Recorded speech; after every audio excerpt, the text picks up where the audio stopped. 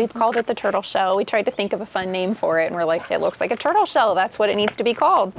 I was about halfway through my pregnancy, and they had told us that the baby I was carrying was going to have a condition called Pentalogy of Cantrell.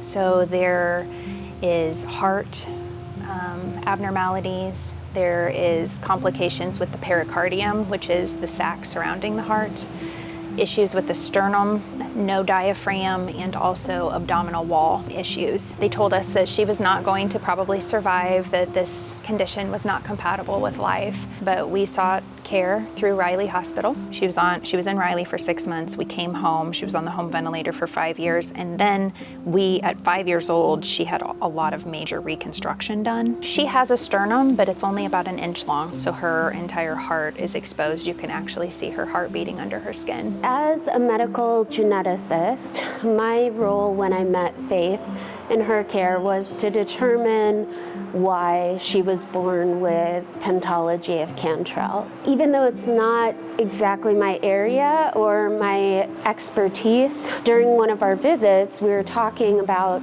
her chest shield, because she had a sort of small plastic one that she was inserting into her clothing.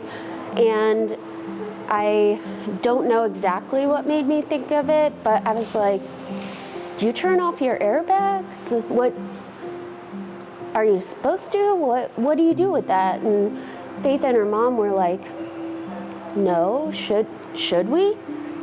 And I was like, I don't know. One of the biggest risks that she had was being in an automobile accident with no sternum to protect her heart. So that is something that we have always watched very carefully, how much she has been in a car, who she's riding with, where she's going, trying to be very safe in that aspect of her life. I'm fortunate to have lots of amazing colleagues.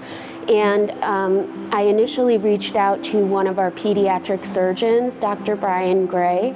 He and I together submitted Faith's case as a capstone project for biomedical engineering students. We need your help to design something to protect her heart while she goes about her day-to-day activities. One of my cardiology partners, Dr. Larry Markham, he connected us with the program, and they were like, we think we can design this. Put on the back half first, goes around my back, and then I grab the front half, and there's these bolts here that they fasten into, like that, and then you push it down to lock it in place.